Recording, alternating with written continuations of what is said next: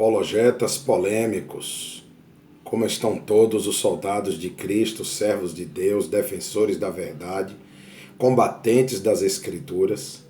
Eu espero que todos estejam bem. Estamos aqui para mais um vídeo do canal Apologética Polêmica para tratar sobre um tema polêmico, um tema espinhoso, que é a questão do extremismo e do radicalismo.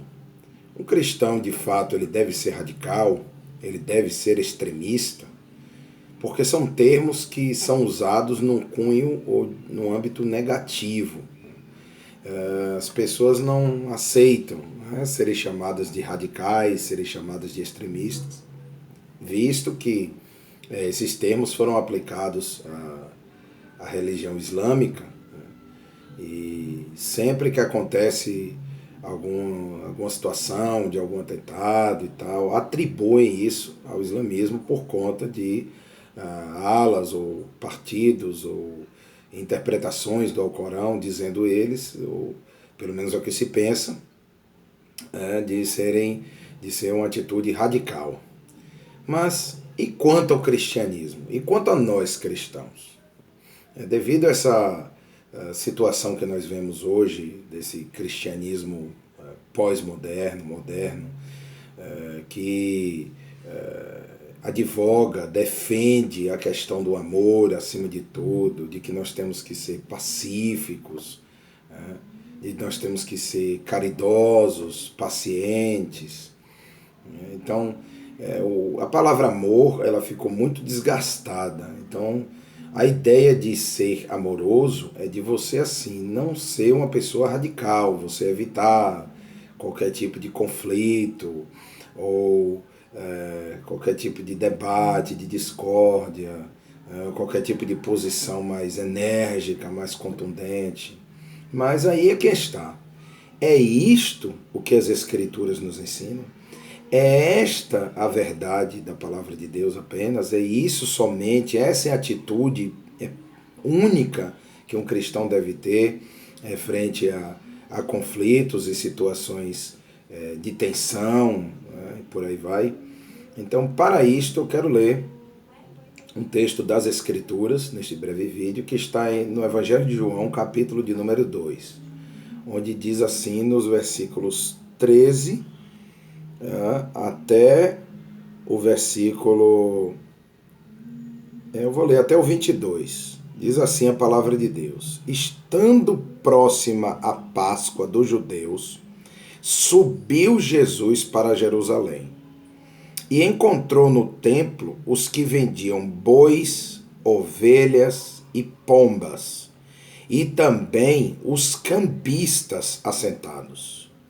Tendo feito um azorrague de cordas ou cordéis, expulsou todos do templo, bem como as ovelhas e os bois. Derramou pelo chão o dinheiro dos cambistas, virou as mesas e disse aos que vendiam as pombas: Tirai daqui estas coisas, não façais da casa de meu pai casa de negócio. Lembraram-se os seus discípulos de que está escrito: O zelo da tua casa me consumirá. Perguntaram-lhe, pois, os judeus: Que sinal nos mostras para fazeres estas coisas? Jesus lhes respondeu: Destruí este santuário e em 3 dias o reconstruirei. Replicaram-lhe os judeus: Em 46 anos foi edificado este santuário, e tu em 3 dias o levantarás? Ele, porém, se referia ao santuário do seu corpo. Quando, pois, Jesus ressuscitou dentre os mortos, lembraram-se os seus discípulos de que ele dissera isto, e creram na Escritura e na palavra de Jesus. Então, apologetas polêmicos, tratando sobre esse texto brevemente,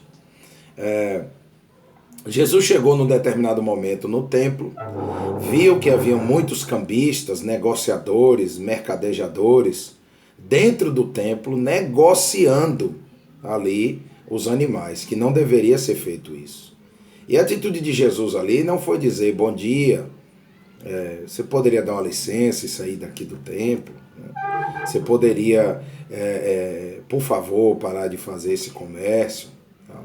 Não, Jesus pegou as zorrague de cordéis, uma espécie de chicote, e ele expulsou, ele botou para fora, chutou o pau da barraca.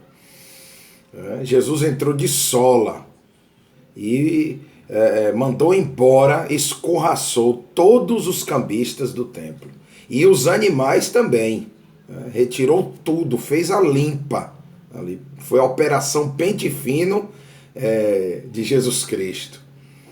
E ele disse, não façam da casa de meu pai de comércio ou casa de venda.